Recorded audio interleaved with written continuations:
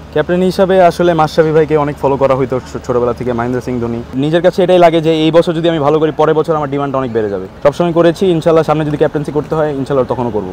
জি আলহামদুলিল্লাহ, আমি অনেক দিন ধরে ট্রাই করছিলাম যেন একটা ম্যাচ ফিনিশ করে চলে আসতে পারি। প্রত্যেক দিন সেট হয়ে আউট হচ্ছিলাম, বাট আজকে আল্লাহর রহমতে ম্যাচটা ফিনিশ করতে পেরেছি, অনেক ভালো লাগছে। না, ক্যাপ্টেন্সি সবসময় এনজয় করেছি, আন্ডার-19 ক্যাপ্টেন্সি অনেক এনজয় করেছি।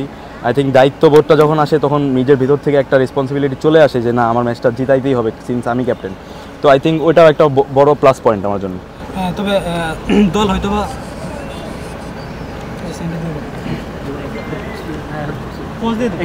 সরি টু ইন্টারাপ্ট দাদা, আমরা চলে যাবো তো। Thank you sir. জি আমি মনে করি যে আমাদের সিন্স 11টা ম্যাচ শেষ আজকে নিয়ে, 3টা জয় দিয়ে শেষ করছি। আল্লাহর রহমতে যা হয়েছে ভালো হয়েছে। অনেকগুলো ইজি ম্যাচ আমরা হেরে গেছি, অনেকগুলো টাফ ম্যাচ আমরা জিতে গিয়েছি। তো আই থিঙ্ক দিন শেষে রেজাল্ট যদি আমাদের টিম সেভ হয়ে যায়, আই থিঙ্ক ওটাই এনাফ আমাদের জন্য। আই থিঙ্ক এটা কষ্টর কিছু না, কারণ মাঠে যখন ঢুকি তখন অন্য কোনো চিন্তা মাথায় কাজ করে না। অ্যান্ড নিজের কাছে এটাই লাগে যে এই বছর যদি আমি ভালো করি পরের বছর আমার ডিমান্ড অনেক বেড়ে যাবে। তো আই থিঙ্ক যেই প্রবলেমগুলো ইন্টারনাল প্রবলেমস টিমের মধ্যে রয়েছে ওগুলো এখন মোটামুটি সবই সলভ, অ্যান্ড প্লেয়াররা ট্রাই করছে যেন এবার ভালো করে পরের বার ভালো ভালো টিমে খেলতে পারে। আলহামদুলিল্লাহ অনেক ভালো লাগছে। অনেক দিন ধরে ট্রাই করছিলাম একটা ম্যাচ যেন জিতায় বের হইতে পারি, তো আজকে শেষ করতে পেরেছি, আলহামদুলিল্লাহ অনেক ভালো লাগছে। আপনি আসলে আন্ডার-19 লেভেল থেকে আসলে অধিনায়কত্ব করেন, কতটা এনজয় করেন আসলে? আমি ক্যাপ্টেন্সি অনেক এনজয় করি, কারণ ওই রেসপন্সিবিলিটি যখন থাকে তখন আমার মনে হয় যে না, আমার টিম, আমার রেসপন্সিবিলিটি, আমাকে জিতায় বের হইতে হবে। তো ওই জিনিসটা আমি অনেক এনজয় করি, সবসময় করেছি। ইনশাল্লাহ সামনে যদি ক্যাপ্টেন্সি করতে হয় ইনশাল্লাহ তখনও করবো। আমার কাছে যেটা মনে হয়, ক্যাপ্টেন্সি যখন আমি পাই তখন দায়িত্ববোধ যখন আসে তখন আমার পারফরমেন্স অটোমেটিক্যালি একটু বেটার হয়ে যায়, কারণ সিরিয়াসনেসটা বেড়ে যায় তখন।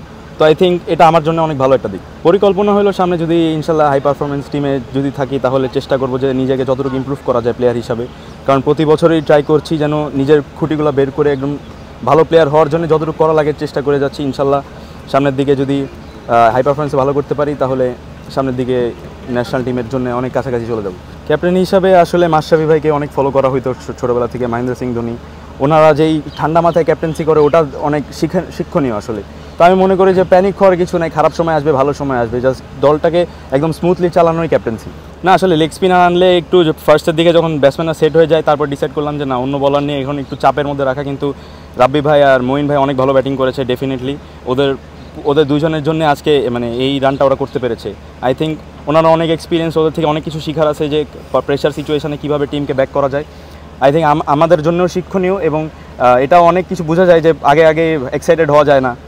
ফার্স্টের দিকে খারাপ ভালো হইতেই পারে, পরের দিকে একটা পার্টনারশিপ হয়ে গেলে রানটা বড় হয়ে যায়। তো আমি মনে করি এখান থেকে অনেক কিছু শেখার আছে।